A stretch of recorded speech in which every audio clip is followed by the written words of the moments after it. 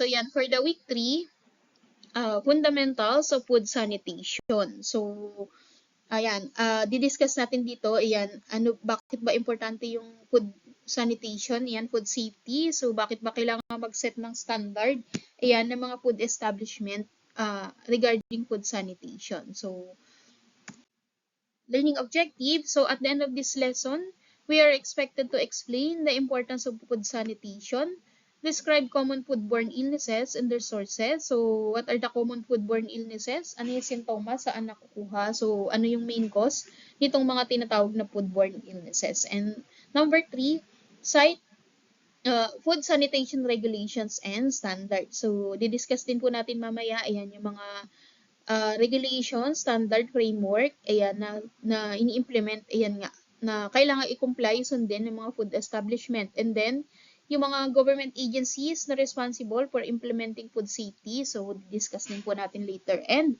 number 4, apply food sanitation, food safety management, waste management, and allergen management. Ayan, ito po yung objective natin number 4. So, supposed to be sa seatwork ito na face-to-face. So, dahil nga naka-online tayo and not advisable na magbigay na activity during this time. So, gawin po natin ito next meeting, yung seatwork. So, magiging equivalent po ito ng seatwork week 3 and 4. So, di ba yung last time po nating seatwork ay seatwork 1 to 2. Yan. So, itong upcoming seatwork natin next week is seatwork 3 and 4 equivalent. So, yan. Doon na natin apply itong learning objectives number 4 natin. And then, I believe aware naman na po kayo din na na-move na ang ating exam week. So, supposed to be, di ba, next week na po. So, na-move siya ng another 1 week. So, ibig sabihin, next week ay regular class po. So, and then, after nun, yung exam week. So, ayan, mas mahaba pa po yung time natin na mag-review, balikan yung mga na-discuss na natin na lesson. So, para, ayan, in preparation ninyo for the upcoming prelim exam ninyo. So, ayan. So, ayan, meron lang ditong question. So, ayan, as introduction ng ating lesson. So, sabi dito, have any of you ever been sick after eating somewhere? Are there certain restaurants that you will not go to because you or someone you know became sick after eating there? So, ayan. So, if any one of you may experience po na ganito, for example, kumain tayo sa restaurant, fast food, or kung sa amang food establishment na nagko sa atin ng sickness, kunwari sumakit ang tiyan, diarrhea, etc. Or may certain food establishment ba, restaurant, na hindi na tayo babalik dahil nga doon sa naging cause sa ating sickness. So, kung if ever na may mag-share, siguro kahit hindi na po banggitin yung company or yon yung food establishment para hindi rin naman tayo makasira ng reputation. So, anyone of you na merong gustong i-share, yan, na regarding dito sa question po, nagkaroon na experience, for example, diarrhea, stomach cramps, or food poison, doon nga sa mga food establishment na kinainan natin. Meron po ba ang gusto mag-share?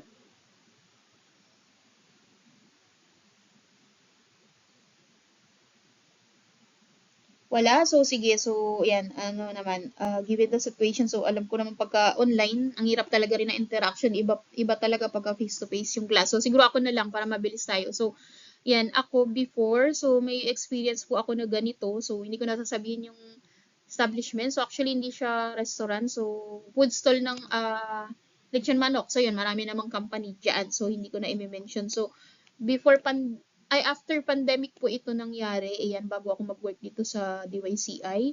So, nagkaroon ako ng food poisoning, ayan, foodborne illness, due to nga doon sa kinain kong lechong manok. So, pero hindi agad siya, hindi agad naramdaman yung sintomas. Siguro nung after ko kumain, after 2 days, ayan, so nag-start na akong mag-diarrhea and then nilalagnat. So, after 2 days, nung lumabas yung sintomas, so yun, nag-decide na ako na magpa-check up and then right away nung magpa-check up po. So, hindi na ako pinauwi. So, na-confine na kasi nga, ayun, may case na ng dehydration. So, nung nirecall ko kung anong yung mga huli kong kinain, so isa sa naalala ko is yung lechong manok nga. So, after nga the result nung test, ayan, lab test, so nakita nga na may bacterial content doon sa aking dumi. So, ayun. After nun, syempre, 3 days ata ako niyan na stay sa hospital. So, syempre, naka-dextrose, yan, etc. So, ang hassle. So, after nun, syempre, kahit naman siguro sino, yan, matotraumatize ka. So, hindi ka nauhulit kumain doon ng lechon manok doon sa certain food stall na yun or establishment na yun. So, ayun, ang tagal siya. Until now, hindi ako kumakain po ng lechon manok nung nag-cause nga sa akin ng foodborne illness. So, ang factor doon, so kasi usually 'di ba lalo na pagka chicken meat, so yun talaga yung mas may highest chance na merong bacteria doon sa raw meat pagka hindi po naluto ng maayos. So lalo na yun yung mga grilled nga lechon. So if hindi na meet yung certain temperature na kailangan internal temperature doon sa chicken meat, so possible na merong hindi na eliminate or napatay na bacteria doon sa meat kasi nga may part na hilaw pa pala. So, siguro yun yung aking nakain. So, yun ang nag-cause ng foodborne illness. So, yun nga, ang nakita is Campylobacter. So, isang type ng bacteria nga na nakikita sa mga raw chicken. So, ayun, maging maingat po tayo. And then, siguro hindi rin naman totally fault nung company. So, syempre, factor din yung food handler, di ba? Sabi nga natin, ayan, dapat sumusunod doon sa standard. So, maaring fault ng food handler o yung nagluto ng lechong manok. So, hindi siguro properly yan naluto. So, kaya yun, nag-cause nga ng foodborne illness. So, yun lang po. So, introduction. So, everyone who handle food must ensure that consumers are safe from contaminated food, which can cause illnesses ranging from discomfort to severe cases even death. So food poisoning occurs when bacteria, viruses, or chemicals in food make people sick. Symptoms can appear within hours to days. Safe food handling practices are crucial to prevent food poisoning. So bacteria are the main concern because they are widespread and found in soil, animals, or even on clothes. In kitchens, bacteria often come from raw meat and vegetables and can spread to cooked food through cross-contamination. So, ano ba yung cross-contamination? So, ito yung nangyayari doon sa stage no, or process ng pagluluto kung saan na-contaminate, ayan yung food ingredient or yung food. So, isang factor, syempre, yun nga, hindi sumusunod sa food hygiene standard. For example, yung simpleng hindi natin pag-hand wash, nag-prepare tayo ng food. Ayan, humawak tayo for example ng raw ingredients na ihawak natin doon sa cooked food. So, pwede nang magkaroon ng cross-contamination. So, meaning contaminated na yung food kasi nga hindi tayo nag-hand wash. So, nag-hand wash. So, ayan, dapat syempre yung mga food handlers, so dumadaan din sa trainings, ayan, bago i-deploy. So, para nga alam nila, ayan, kung ano yung mga hygiene standard procedures na kailangan nilang sundin. So, for example, sa isang restaurant, so kahit isang case lang po ng incident na magkaroon ng food poisoning or foodborne illness yung ating customer and then nag-claim yung customer, iyan, nag-complain. So, ang laking factor na po yung para masira yung reputation ng isang business. So, paki-mute yung sino yung naka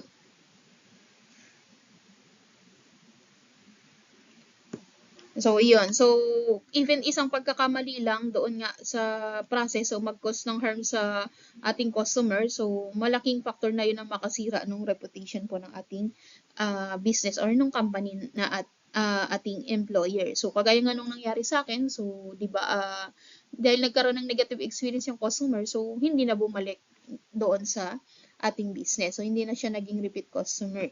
So, ayan. So, ang bacteria, so, yan nga sabi, anywhere makikita. So, soil, animals, so, even sa clothes natin. So, kaya nga, number one, rules, yan nga, yung personal hygiene. And then, yung proper attire sa kitchen. So, yun, sundin dapat yung ini-implement na standard ng ating food establishment. So, the surrounding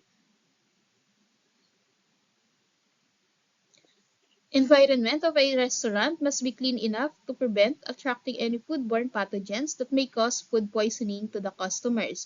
And the food service and kitchen facilities remain unclean, they will surely attract biological hazard So, ano ba yung mga biological hazards? So, ito yung mga harmful microorganisms such as bacteria, ayan, virus, ayan, mga pathogens, ayan, na harmful, ayan, na nagko-contaminate doon nga sa food, ayan, sa kitchen area, sa kitchen facilities, ayan, pagka hindi properly maintained or properly cleaned yung preparation area natin ng food. So, this will put the food companies in a bad situation. So, as a critical part of every food establishment, food safety management system, every food safety team must have a food sanitation plan, ayan, or standard na sinusunod. So, included in the plan must be the design and sanitation principles of facilities, equipment, layout of the full food establishment.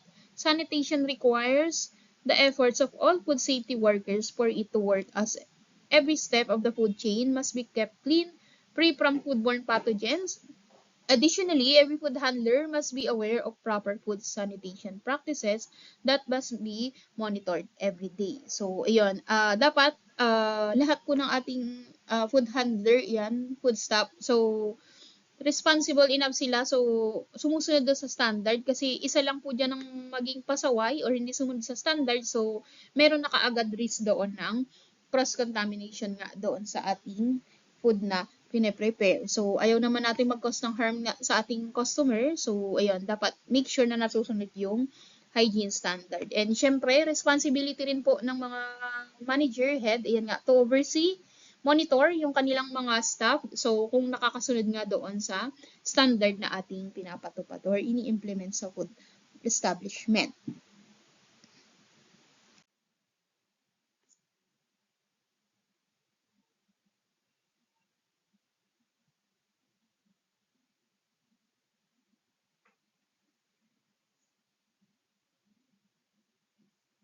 So, what is food sanitation? Food sanitation refers to the creation of and maintenance of sanitary conditions that reduce the risk of foodborne illnesses in food establishment. Businesses can maintain effective food sanitation and cleanliness by practicing good personal hygiene and safe food handling and preparation technique. So, ayun nga, to reduce the risk ng foodborne illness or mag-cause ng harm sa customer. Ayan, so, standard yung food sanitation. So, different states and countries may have their own sanitation standard that may impact factors such as approved cleaning agents, concentration, and food sanitation practices. So, hindi lahat ng states, lahat ng country, iisa po ng standard, food safety standard, sanitation standard na ini-implement. So, even yung mga policy, yung mga batas natin, di magkakaiba naman po per country. So, yun, depende sa implementation ng country, ng state. So, kung ano yung magiging policy or standard. So, meron pagkakaiba. Although, widely used naman, globally used naman yung HACCP principle sa food industry, pero yun nga, meron pa rin pagkakaiba doon sa ibang aspect nga nung mga policy implementation. So, pathogens and other food safety hazards may linger on contact surfaces, equipment, and utensils. So, without proper food sanitation, these pathogens can cause cross-contamination and potentially lead to foodborne disease outbreak. So, pathogens or yung mga harmful microorganisms, ayan, na pwedeng nandoon sa mga surface area sa kitchen, yung mga preparation area, pag hindi masyadong nalinis, na-maintain, yan, yung mga equipment, utensils, hindi nalilinis, so, pwedeng mag-grow doon yung mga microorganisms na magkukos ng hazard sa ating food na ipiprepare.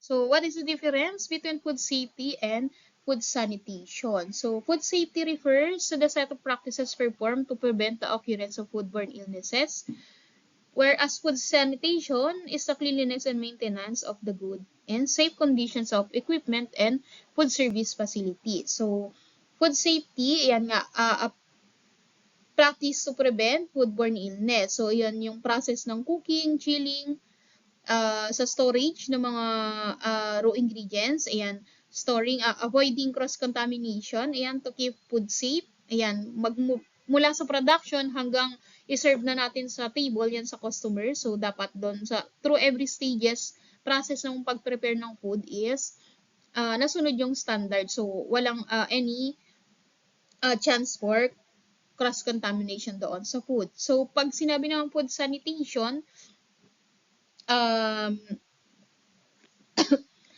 So, subset, or iyan nga sabi dyan, under the umbrella ng food safety. So, process involved, iyan nga, handling ng food, iyan, yung mga cooking equipment, iyan, mga storage container, preparation area. So, dapat properly maintained and malinis siya. So, iyan, dapat nasusunod yung standard. So, in the food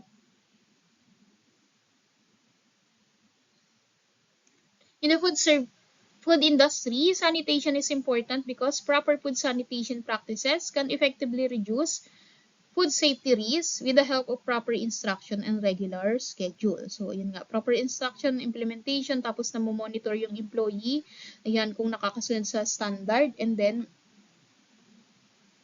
um, regular schedule, for example, ng general cleaning, yan, sa kitchen. So, dapat, ayan, nai-implement. So, syempre, aside doon sa daily cleaning nga, nung preparation area ng kitchen, dining area, so, dapat may schedule din na, yan, yung mga,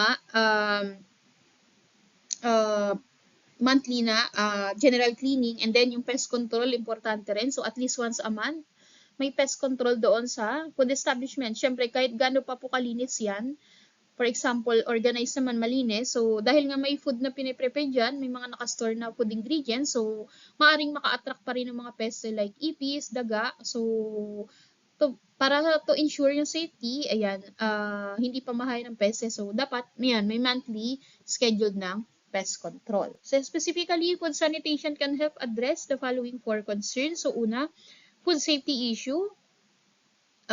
Good food sanitation practices can minimize the occurrences of issues such as cross-contamination. When equipment, contact surfaces, utensils, and other fixtures of the kitchen are always sanitized, there will be fewer pathogens to transmit. So, syempre, kung nami-maintain yung mga equipment, ayan, yung kitchen na malinis, so, mas less yung chance na mag-grow yung bacteria doon, microorganisms, or any harmful pathogens na magkakos ng contamination sa food. Food sanitation would also be able to address concern with cross-contact among allergenic and non-allergenic food. With proper food sanitation, food safety issues that go beyond foodborne illnesses can also be resolved. So, ayun, hindi lang sa bacteria, sa microorganisms, so maging doon sa mga allergenic ingredients and non-allergenic. So, yan, may tinatawag kasi tayong allergenic ingredients. So, ano may yung mga example na, for example, chicken, yan, mga milk, dairy product, nuts. Yan, may mga tao po kasi may mga customer na may allergy doon sa mga certain food ingredients. So, pagka allergenic ingredients, dapat po separate siya ng storage doon sa mga non-allergenic ingredients natin. Siyempre, para maiwasan yung contamination or magkaroon ng cross-contact. So, and then, proper labeling. Siyempre, clear labeling ng mga ingredients, ayan, para hindi magkamali si food handler ng pagkuha ng ingredients, especially lalo na yung mga allergenic ingredients kasi syempre, magkukos ng risk yun ng harm doon sa ating customer na may allergy pag intake siya ng food na may allergenic ingredients. So, pwedeng magkaroon ng allergic reaction. So, alam naman natin yung allergy. So, sa ibang tao, merong mga tao na hindi lang simpleng pantal po yung nagiging symptoms ng kanilang allergy. So, yung iba nagkakaroon ng shortness of breath. So, ayan, may pantal sa loob. So, kaya nahihirapan huminga. So, pag mga ganong case, ayan, makakasira siyempre ng reputation ng business natin or ng food establishment. And syempre, priority natin ang safety po ng ating customer. So, make sure na hiwalay yung allergenic and non-allergenic ingredients doon sa storage natin sa kitchen and with proper labeling. So, maintenance of equipment. So, yun nga nabanggit na natin kanina. So, maintain dapat na malinis ang equipment before gamitin. So, make sure malinis. After gamitin, so, linisin, organize yung pagkakatabi, and then, yung mga equipment natin na luma na, for example, na-deteriorate na yung equipment, so, make sure na monitor. So, kung kailangan ng palitan yung equipment, yung utensil, so, palitan na po, hindi na dapat siya tipirin. Kasi, for example, yung mga equipment natin na may mga small parts, mga moving parts. So, pag luma na, baka nalulusin na yung mga tornilyo, yung mga maliliit na part. Possible na mahulog sa food. So, mag-cause ng physical hazard yon, yung mga foreign object, for example, yung mga tornilyo. So, pagka ang equipment ay utensils is kailangan ng palitan, so yun, palitan na po natin bago pa mag-cause ng harm sa ating customer. So, ano pa, for example, yung mga chopping board, di ba? Usually, pagka lumang-luma na yung chopping board, nag-i-start na madurog yung mga ibang part niya. So, pwedeng mag-cause yun ng physical hazard. So, yan. Kung kailangan ng palitan yung equipment, yung utensils, so, palitan na po natin bago pa mag-cause ng hazard sa ating mga customer. So, hindi lang kasi yung contamination ng bacteria, maging yung physical hazard, iniiwasan din po natin dito. So, yan. Ano pa? Example, dyan sa nabanggit. Ayan, broken glass. So, yan. Kunwari may lamat na yung mga glass natin. So, palitan na po natin yun. So, para hindi na mag-cause ng harm sa customer. So, safety of food handler. So, syempre, aside do sa safety ng ating customer, so priority rin naman natin yung safety ng ating mga employee. Ayan, ng ating mga food handler. So, additionally, when the equipment is up to date and the environment of entire food chain is safe, clean, and conducive for work, accidents are significantly reduced. So, syempre, ayun, safety ng ating mga food handler. So, yung mga equipment, yung food handler, yung employee natin ang gagamit. So, make sure din naman natin yung kanilang safety doon sa working environment. And syempre, once na may nangyari sa ating employee sa food handler, ayan, during working hours, so pananagutan po yun ng company. So, pwedeng mag-claim si employee, ayan nga, ano, sa nangyari sa kanyang accident sa during working hours. So, iyon. So, maintain natin yung mga equipment, utensils natin. So, a part of cleaning and sanitation procedures in the food industry includes some hygiene practices such as regular hand washing. Cleanliness of food workers' hand contributes to preventing yung mga foodborne illnesses.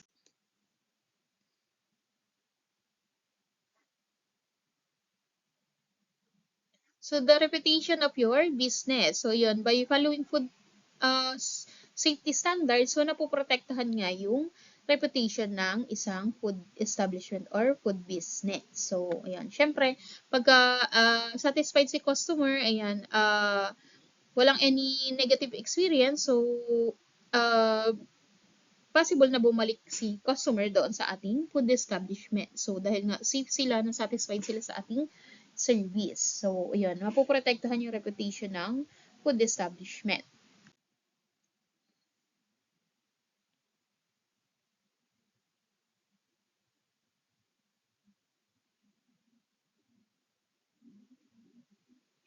So, food hygiene involves preventing infection spread by food handlers. Yan nga, with proper hand washing, personal hygiene. So, naiwasan yung pag-spread ng bacteria infection galing sa food handler. Keeping food preparation area, equipment, and surfaces clean.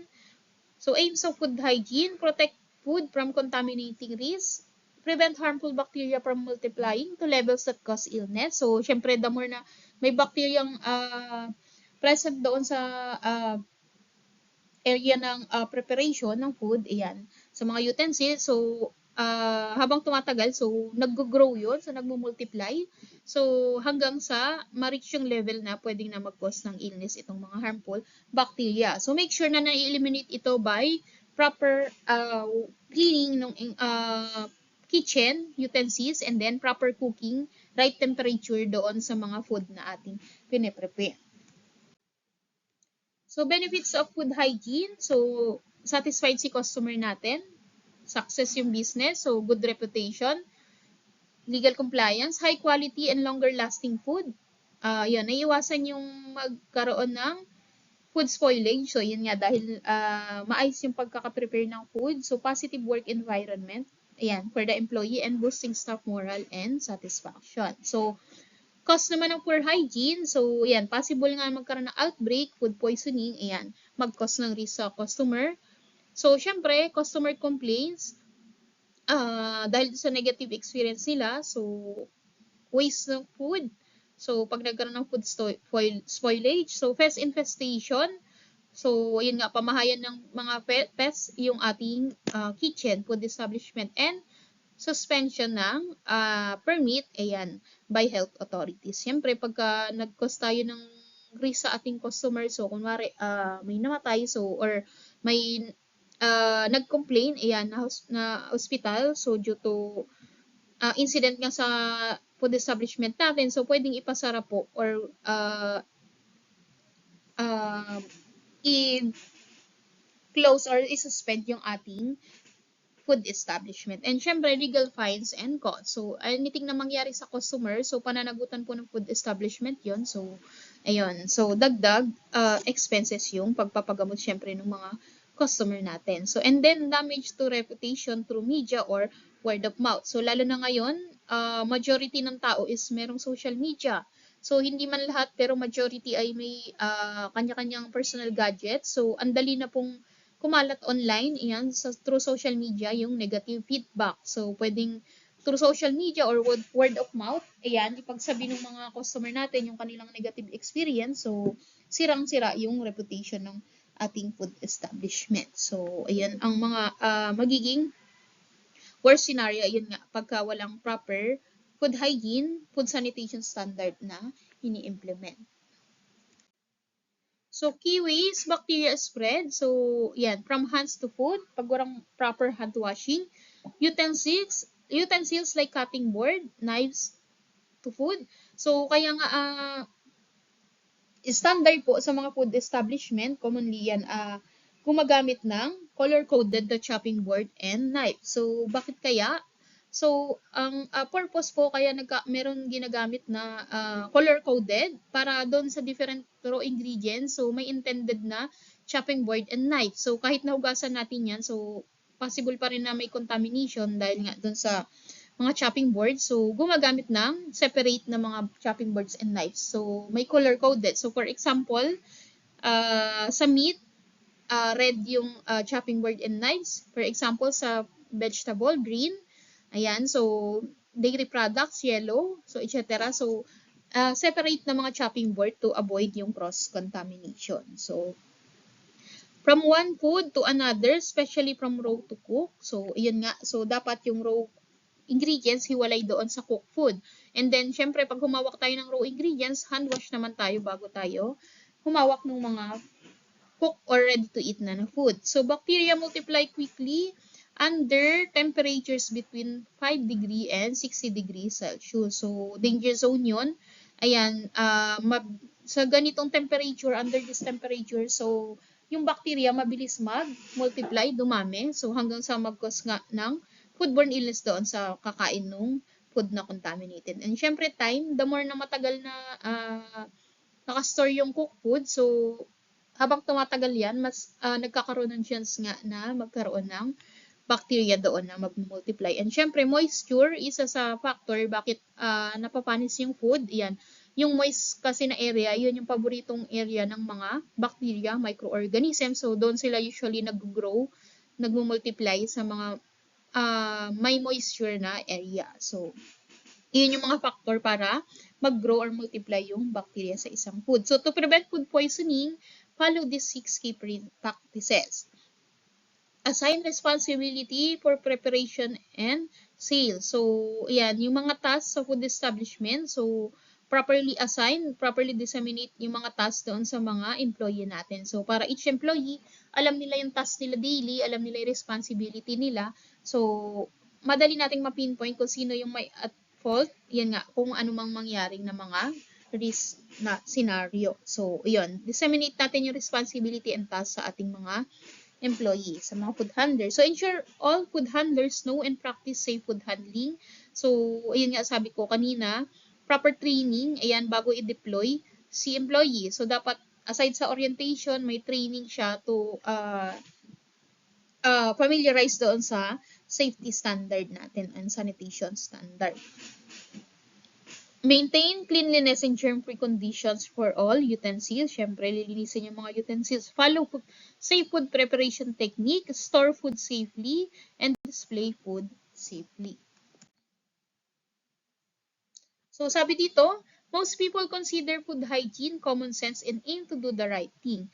Still, those in the food industry must carefully manage personal and kitchen hygiene to prevent unintentional harm. So, although common sense naman na talaga yung food hygiene, pero hindi natin to dapat gamitin as reason para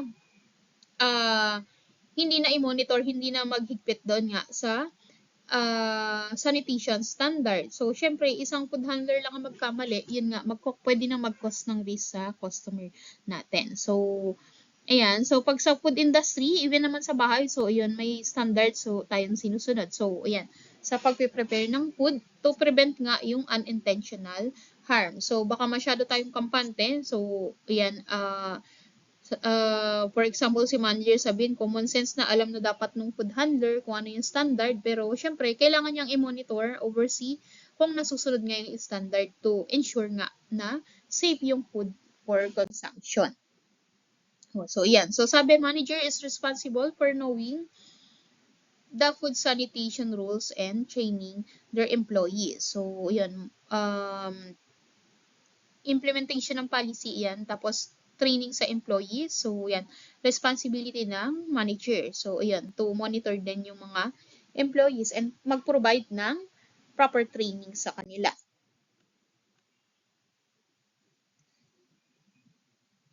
So, food managers must never assume that food sanitation and food safety knowledge is common sense for everyone. So, all employees must always undergo proper and adequate hours of training to ensure that they are equipped with the necessary information. So, training must be monitored to determine if employees understand and know how to apply what they have learned. So, hindi natatapos doon sa training lang. So, dapat may assessment. So, kaya nga usually, yung mga employee, so after training, may assessment yan, evaluation, so application ng kanilang natutunan sa training. So, to make sure na na-observe talaga nila yung mga ginawa nila during training and ma-apply nila yon once they are deployed na doon sa food establishment. So, may video po dito regarding food safety. So, sana audible po. Teka, ayusin ko lang.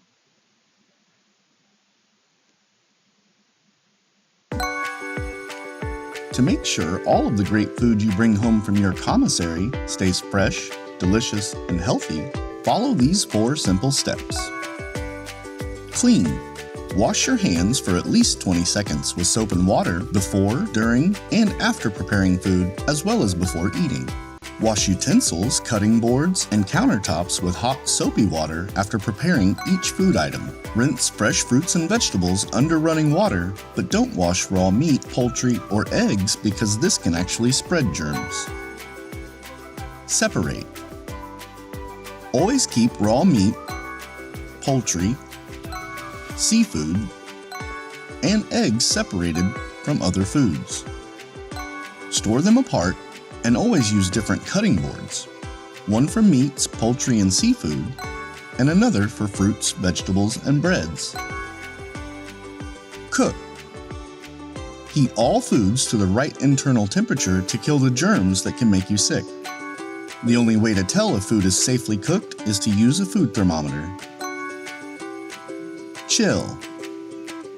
Bacteria can multiply rapidly when food is left at room temperature or in the danger zone between 40 and 140 degrees Fahrenheit. So refrigerate or freeze perishable food within 2 hours and thaw frozen food safely in the refrigerator, in cold water, or in the microwave. For more specific tips on preventing foodborne illness, visit foodsafety.gov. And for more from your commissary, visit commissaries.gov. So, dito sa video, so pinakita yung mga food safety standard. Ayan, food safety tips. Ayan, so doon sa proper cooking, so pinakita na gumagamit ng internal thermometer para doon sa ma-check yung internal temperature ng mga meat. So, para ma-ensure na na-reach yung required na temperature to eliminate yung mga bacteria doon sa meat. So, ano pa? So, proper storage ng mga food ingredients. So, pinakita rin po doon sa video.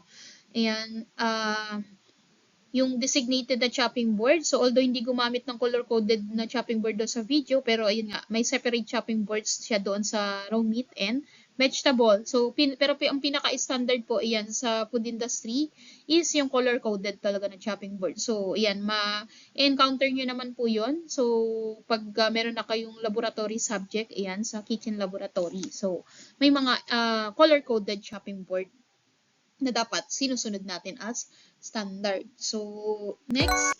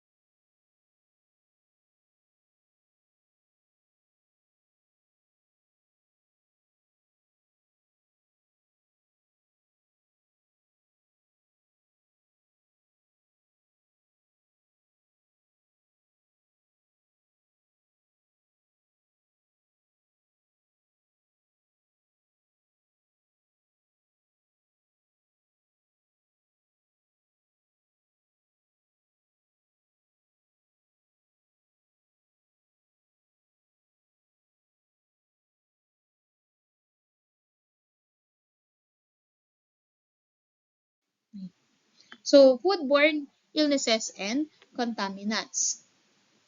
So, foodborne illness are infections or intoxications caused by consuming food or beverages contaminated with harmful pathogens or toxins. So, these contaminants can include microorganisms. So, yung mga microorganisms such as viruses, bacteria, yeast, mold. So, yan yung mga common reason bakit nagkakaroon ng foodborne illness. So, sila yung harmful microorganisms na nandoon sa food na contaminated na nagkukos ng foodborne illness or mga food poisoning sa customer na makakain ng contaminated food.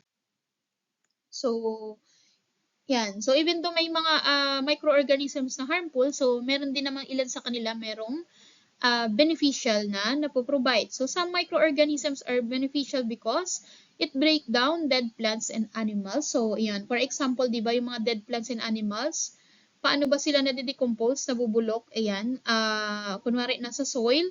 So, i-absorb ng soil yung dead plants and animals. So, madidecompose, mabubulok, and then, pag na-absorb na ng soil, yung present na microorganisms doon ang nag-absorb ng nutrients galing doon sa dead plants and animals. And then, mapupunta yung nutrients sa soil.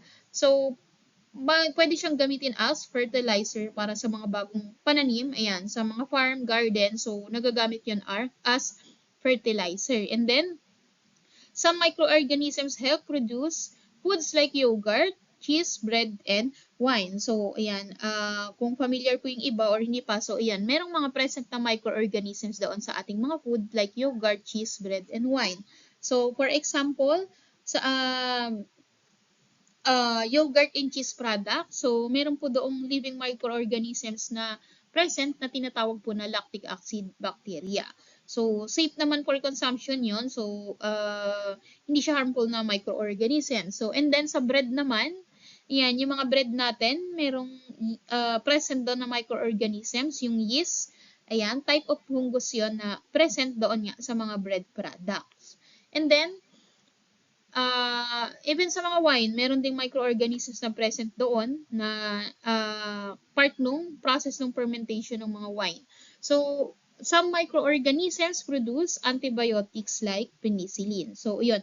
May mga microorganisms din po na, yun, present doon sa mga antibiotic medicine natin, like penicillin. So, used to treat ng mga bacterial infection. So, yun, ang mga beneficial na microorganisms. And also, syempre, may mga microorganisms na nagiging reason for the spoilage or pagkapanis ng food.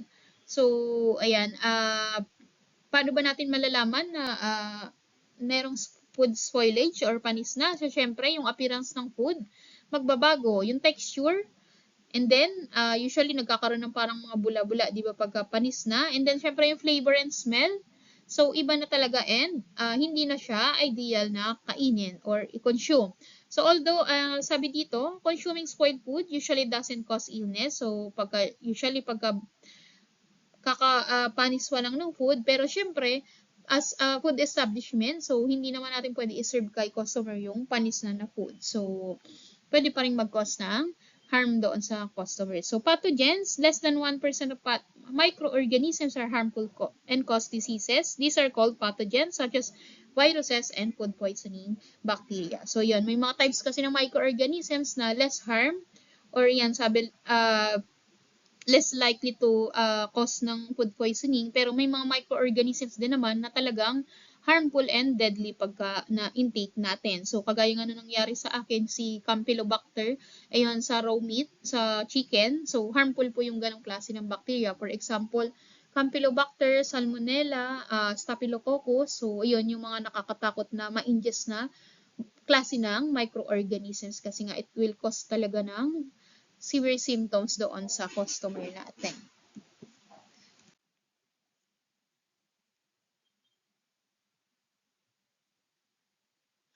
So, ayan, sanitation regulations and standards. So, ayan, nandito, merong mga government agencies na responsible po for implementing ng food sanitation standard or mag-oversee doon nga sa mga food establishment. So, unang-una, si Department of Health or DOH.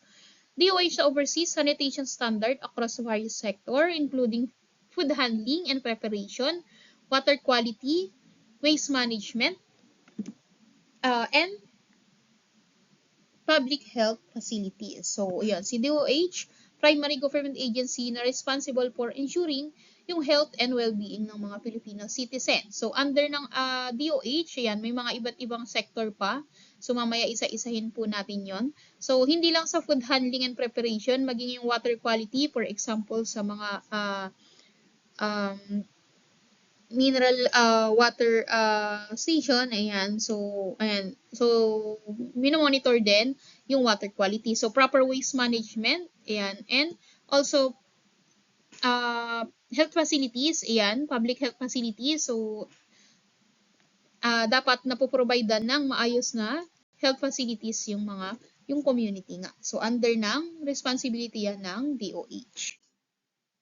So, yun nga, under po ng DOH, may iba't ibang government agency responsible for implementing food safety. So, under ng DOH, si FDA, Food and Drug Administration. It regulates food safety standard, including hygiene practices and food establishment, food processing, and distribution. So, hindi lang mga food establishment, maging yung mga manufacturing company. So, in-oversee or, ayan, dine-check, yan, minomonitor ng FDA. So, for example, di ba yung mga food packaging, makikita natin may nakalagay po na FDA approved.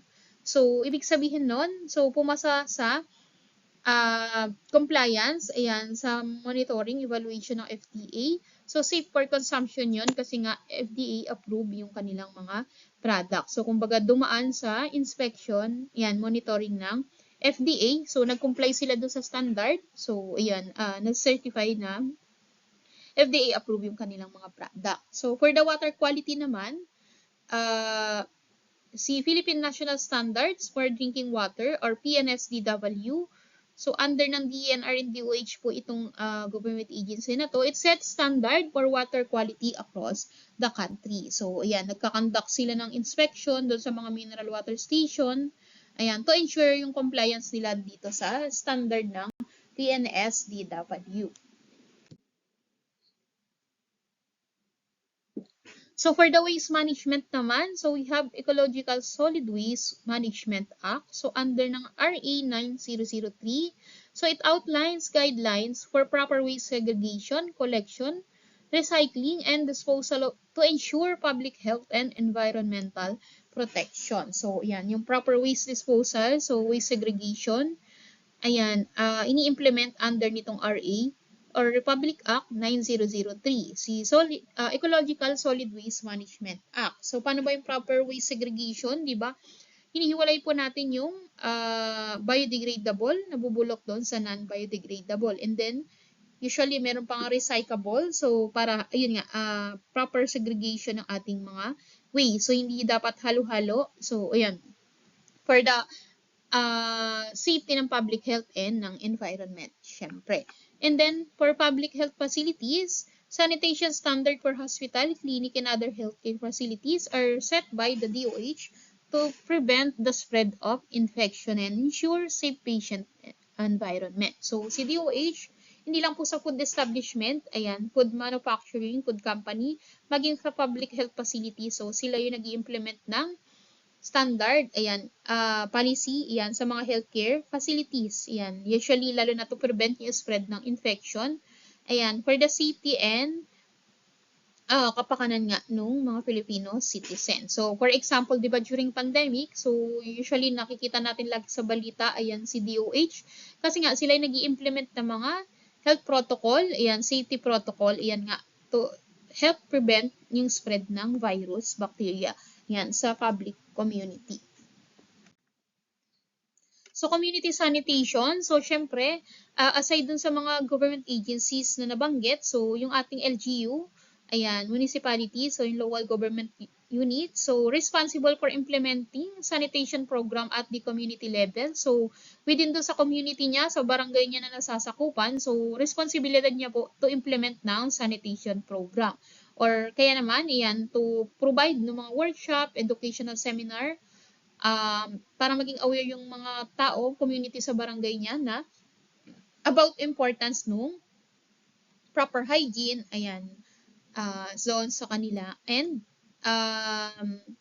iwasan yung pagkakalat ng kanilang mga waste. So, para, yun nga, maprotektahan yung health ng buong community. So, even yung mga public toilet facilities, ayan, sewage system, so, responsibility ni LGU yun na ma-monitor and ma-maintain. So, international standards, so, aside dun sa mga nabanggit, so, si World Health Organization, or WHO, it is a international standard na syempre ina-apply or sinusunod din natin dito sa Pilipinas. So, yung ating mga standard, yan, regulation, so, naka-adhere naman dito sa international standard na ini-implement ni WHO.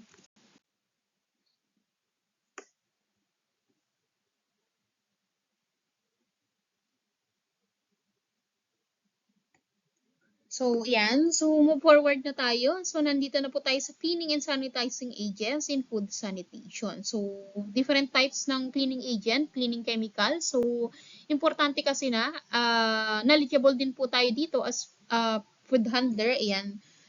Alam natin kung ano yung pinagkaiba nitong mga different cleaning chemicals, saan ginagamit, syempre, for the safety. Ayan, syempre, hindi naman pwedeng yung cleaning chemical na ginagamit mo sa bathroom or panglinis ng tiles, yun yung gagamitin mo sa ating mga utensils, di ba?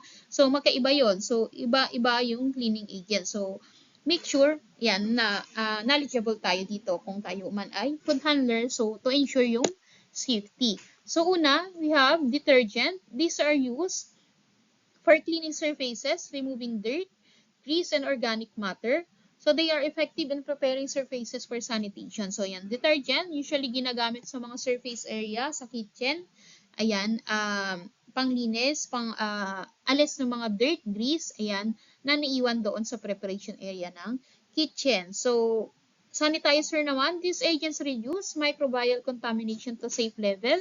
Common sanitizer, si chlorine compound, iodine compounds, quaternary ammonium, saka si hydrogen peroxide. So, ayan, sanitizer sila na ginagamit to reduce nga yung microorganisms doon sa mga preparation area sa kitchen.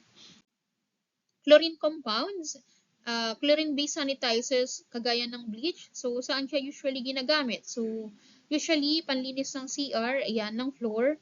Ayan, kasi si chlorine compound po, like bleach, is effective siya to eliminate yung different spectrum or different type ng microorganisms. So, kumbaga, mas marami siyang nai-eliminate na klase ng microorganisms kasi may ibang types po ng microorganisms na hindi basta-basta na i-eliminate doon sa ibang cleaning agents. Pero dito sa bleach, mas strong siya. So, mas maraming types ng microorganisms yung kaya niyang eliminate. But, syempre, si bleach, hindi naman siya pwedeng gamitin sa utensils. Ayan, sa mga equipment na may food contact. So, panglinis lang siya usually sa tile, CR, ayan, sa floor, ayan, to remove yung mga dirt and microorganisms, bacteria. So next, iodine compounds. So these sanitizers are effective against bacteria, viruses, and some protozoa. They are used in concentration safe for food contact surfaces. So yan, yung mga iodine compounds naman na cleaners natin. So pwede siyang gamitin doon sa mga utensils. Ayan, yung mga may surfaces na may food contact. So safe po siya.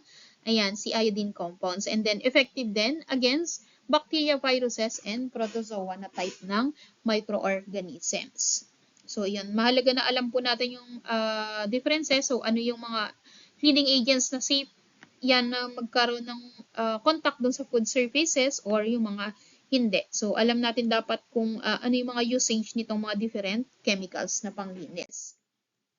So, hydrogen peroxide, it can be used as sanitizer at higher concentration and effective against range of microorganisms. So, si hydrogen peroxide, so, kagaya rin siya ni bleach na maraming type ng microorganisms yung kaya niyang i-eliminate. So, sa acid naman, citric acid or parasitic acid, ginagamit for removing yung mga mineral deposit doon sa kitchen area. So, alkaline cleaners, ayan, sa mga, to remove yung mga fats, oily, ayan, mamantika doon sa kitchen. So, alkaline cleaners, so effective to remove yung mga ganong klase ng dirt sa kitchen natin. So, ayan. So, ayan, additional laws na may kinalaman sa food safety policy. So, Food Safety Act of 2013, so this legislation set framework for ensuring food safety in the Philippines. It mandates the establishment standard, guidelines, and regulations to protect consumer health and promote fair trade practices in the food industry. So, under nitong Food Safety Act of 2013, so, mga standard guidelines, regulations na kailangan sundin ng food establishment sa Pilipinas, and then, yun nga, to protect yung health safety ng customer. Aside doon, yung fair trade practices sa food industry. So, yun, yung, for example, suggested retail price, SRP. So, yun, minomonitor din under nitong Food Safety Act of 2013. So, Food and Drug Administration, na-mention na po natin kanina si FDA. So, it plays a central role in regulating food safety standard, responsible for ensuring that food products comply with safety, quality requirements through inspection, certification, and enforcement of regulation. So, ayan. So, si FDA, so, responsible for monitoring nga yung quality ng food. Ayan. Dumaan sa inspection nila, and then, kung nakapag-comply, sumunod, so, i-issue ng certification. So, yung isang establishment or yung isang food manufacturing company. So, si HACCP stands for Hazard Analysis and Critical Control Point. So, widely used po ito globally. Yan, hindi lang sa Pilipinas. So, pinapractice or ginagamit din as principles ng mga food establishment sa ibang country. So, ano ba yung HACCP principles? So, dito po, ina-identify na yung mga potential hazard, potential risk sa food production, food preparation. Ayan, bago pa man mangyari yung hazard na yon, na-identify na nila, and then naka-prepare na sila ng mitigation policy. Ayan, preventive measure. Ayan, just in case nga na mag-occur yung ganong scenario, ganong risk. So, ready sila. Or, yun nga, bago pa mangyari yung risk na yon, so iwasan na nila kasi nga identified na nila yung mga potential risk. So, yun po yung idea nung HACCP principle. So, bago pa man mangyari yung risk, identified na nila, controlled na, naiwasan. So, may preventive measure na silang nakaready doon sa mga ganong risk na na-identified nila sa kanilang food preparation. So, another government agency, so yan, GMP or Good Manufacturing Practices. So, ano naman po ito? So, for the food manufacturing company, so, ini-ensure yung consistency ng quality ng product, ayan, dumaan ng quality control, quality standard, ayan, nag-comply sa GMP yung isang manufacturing food company. So, ayan, all throughout ng production process nila, so nakapag-comply sa GMP, ayan, nakasunod doon sa standard. So, other food safety certification, so ito po is additional na lang. So, ayan, aside dun sa mga nabanggit na certification and qualification standards, so meron tayong ISO 22000 or Food Safety Management System. Ayan, meron tayong PNS. So, and other international standard na recognized din po dito sa Pilipinas. So, kumbaga, plus point or advantage sa food establishment pag mayroong mga ganitong international certification aside po doon sa mga certification na nabanggit natin kanina. So, yan. Kumbaga, plus factor or yun nga advantage ng food establishment. So, ibig sabihin, complied din doon sa international standard yung food establishment pag may mga ganitong certification. So, sa waste management naman, sa food facilities, so si Ecological Solid Waste Management Act of 2000, under ng RA 9003, so yun nga yung proper waste disposal, waste reduction, recycling, so yan, under nitong Republic Act po na ito. So, even yung mga harmful chemical, di ba, yan, may proper disposal po doon, hindi natin siya pwedeng ihalo doon sa mga ibang waste natin. Sanitation Code of the Philippines, so it establishes sanitary standard for food establishment, including also yung waste management practices to ensure the safety, food safety and public health. So, yan. Meron tayong types of waste. Yan. Paano ba yung proper waste disposal? So, may tinatawag tayong organic waste. So, ito po yung mga nabubulok or biodegradable waste natin. So, for example, food scrap, mga tirang food, yan, mga spoiled or expired na food product, biodegradable na mga packaging materials. So, syempre, hiwalay po yan ng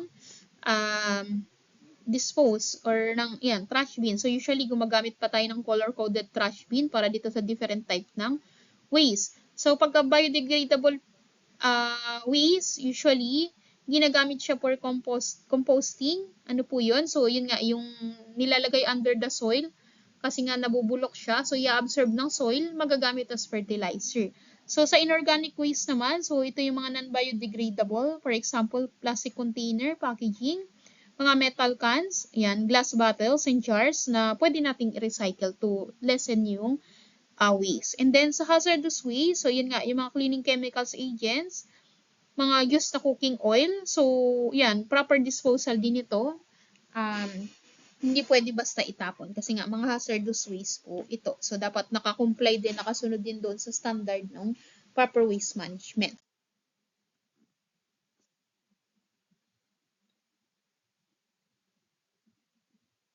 So, waste management practices.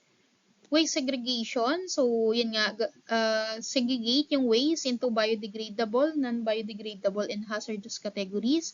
Gagamit ng color-coded trash bin. Ayan. Composting, so nabanggit ko na kanina, ginagamit for fertilizer sa garden and farm. Recycling, to reduce yung mga plastic waste. Ayan, recyclable materials. So, pwede tayong makipag-partner, collaborate sa LGU. Ayan, for example, conduct sila ng workshop seminar about recycling ng mga packaging materials. So, yun nga, to encourage yung mga tao na mag-recycle. So, to reduce yung mga waste galing dito sa recyclable materials. Proper disposal. So, yan, ensure hazardous waste is disposed according to the government regulation. And then, use approved waste disposal company. So, yan, yung mga waste collectors. So, yan, check din natin kung, yun nga, nagko-comply or, yan, reputable sila, yan, and nagpa-practice ng proper waste disposal. So, waste reduction, ayan, to minimize waste, syempre, proper inventory management, para maiwasan yung overstock ng ating mga ingredients. So, with proper inventory management, so, naiiwasan nating mag-overstock ng mga ingredients, ng supplies, naiiwasan yung spoilage or waste ng mga food ingredients. So, kumbaga, na-anticipate natin yung enough na kailangan nating supply. For example, for 1 month, ayan. So, naiiwasan yung overstocking and additional waste. So, encourage employees to reduce waste through training and awareness program.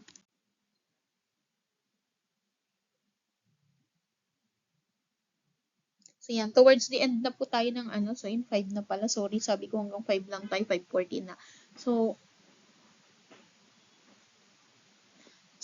allergen management in food facilities, making sure that food is safe for people with allergies is very important. So, using good practices helps avoid cross-contamination and ensure customers get right allergen information. So, yan kanina nabanggit na po natin yung proper labeling doon sa mga allergenic ingredients and non-allergenic ingredients, and then separate sila ng storage para maiwasan yung incident na magkamali si food handler. So, meron tayo dito, ayan, Food Allergen Labeling and Consumer Protection Act.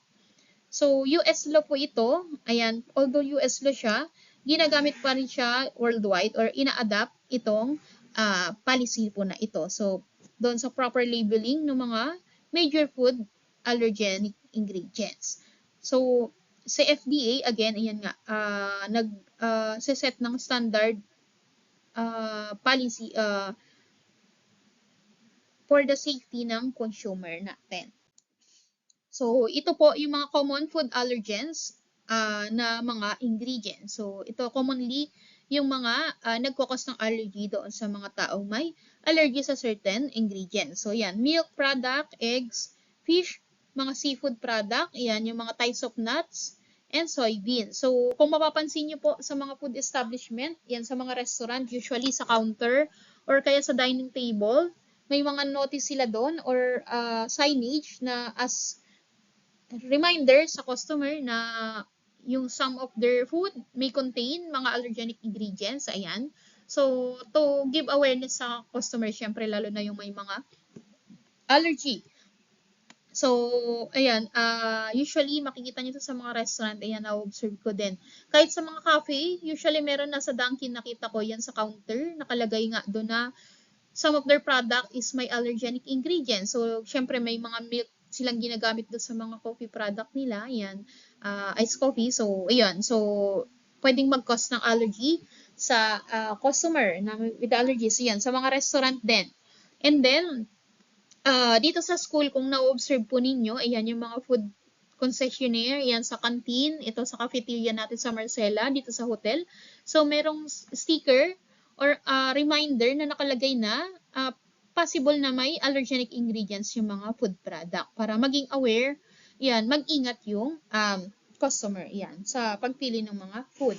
And then, ayan, add ko lang din, so before, bago po ako nag-work dito sa DYCI, so before meron kaming catering. So, maliit pa lang naman ang catering yun. So, bakit ko napasok dito? So, doon sa contract ng client, yan, namin, so naka-indicate doon dapat na dapat declare si client kung meron siyang guest na may allergy sa food. Ayan, dapat properly declared yun upon signing ng contract, ayan, ni client, yan sa catering service namin before. Ayan, para maiwasan na masama sa menu, ayan, sa food yung may mga allergenic ingredients. So, kung ano man yung certain ingredients or certain food na allergy yung guest natin, so, yan, make sure na declare nila. Kasi, syempre, in case na may nangyaring allergic reaction do sa customer, so, hindi na declare ni client sa amin, so, ayun, at least, naprotektahan yung reputation ng business. So, ayun, make sure na may mga ganong contract din, yan, naka-indicate sa contract yan in case na kayo ay in the future magkaroon ng catering service, yan, protection po yun ng inyong business. Kasi baka mamaya mag-claim si customer, si client natin na, yun nga, na allergy, hindi niya naman dineclare na may certain allergy siya or yung guest niya. So, dapat naka-declare po yun doon sa inyong contract. So, yan, para protected yung ating reputation ng business natin. So, yun, proper communication nga between doon sa client and, ayun, restaurant owner or doon sa catering service. So, yan, and then, make sure din na yung ating mga employee, yan, so, properly communicated sa kanilang mga customer, ayan, about doon nga sa food allergens na meron sa mga menu. So, allergen identification and labeling, yan, clear labeling ng mga ingredients, mga finished product. So, usually sa packaging nakalagay na it may contain nga ng allergenic ingredients, etc. And then, cross-contamination prevention, yan, yung storage ng allergenic and non-allergenic separately. Use separate utensil, syempre. Follow strict cleaning routine. So, staff training again, and yan nga, training and awareness sa mga employee. So, kasama dapat yung allergen management po doon sa trainings. Supplier management. So, of course, yung mga ingredients natin, make sure na galing doon sa trusted supplier natin. So, reputable yung supplier. Ayan. Lalo na ngayon, ang dali naman na pong mag-research. So, background check naman natin yung ating supplier. Ayan, kung reputable sila, registered syempre. Ayan, sumusunod doon sa proper allergen management sa mga ingredients. So, syempre, pag nagkaroon ng risk sa customer, hindi naman po yung supplier natin ang hahanapin, di ba, ng ating customer, kundi yung ating business na ang masisisi. So, make sure na yung supplier natin is reputable, registered, and yun nga, nag-follow doon sa strict allergen control practices. So, menu management, ayan, identify natin kay customer, ayan, yung mga options sa menu na allergen-free, or yung ibang restaurant, so nag-offer sila ng customizable menu for the customer na with allergy. So kung hindi man, so wala man tayong customizable menu, so at least inform natin si customer. So proper communication with customer, yun nga, about food allergens doon sa food. So yan, skip na po natin yung video para hindi na tayo masyadong matagalan. Ayan, so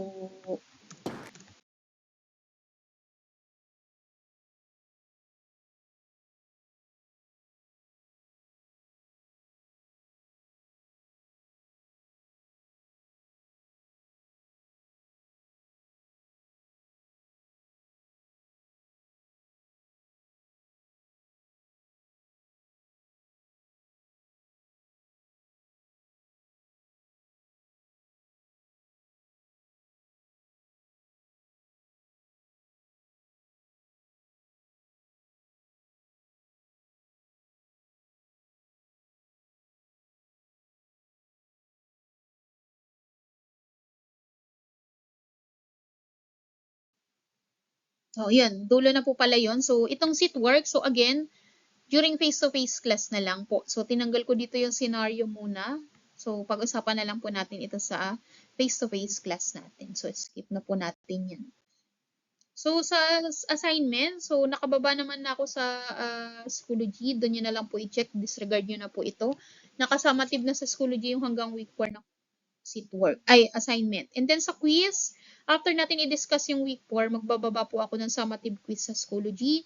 So, ang cover nun, week 2 to 4. So, yun, serve as reviewer na rin sa exam. So, RJ, so after week 4 din ibababa sa Schoology. Yan. So, references ng ating week 3 module, sorry. So, ayan. Pwede nyo i-check. Yan yung mga books sa library, website na ginamit natin. So, ayan, SDG alignment ng ating week 3 lesson. So, this lesson is aligned with SDG number 3, good health and well-being. SDG 6, clean water and sanitation. SDG 8, decent work and economic growth. And SDG 12, responsible consumption and production. So, if as you observe, lahat po ng lesson natin, laging sa dulong part, merong SDG alignment. So, yan, in participation natin yan doon sa Sustainable Development Goal na agenda ng United Nations. Ayan. So, even yung mga posting natin sa page ng college natin, ayan, may mga naka-indicate doon na SDG alignment. So, ayan, kahit sa lesson po, nire-require na may SDG alignment. So, ayan. That's the end po ng ating week 3. So, ayan, thank you for joining yung ating online class for today.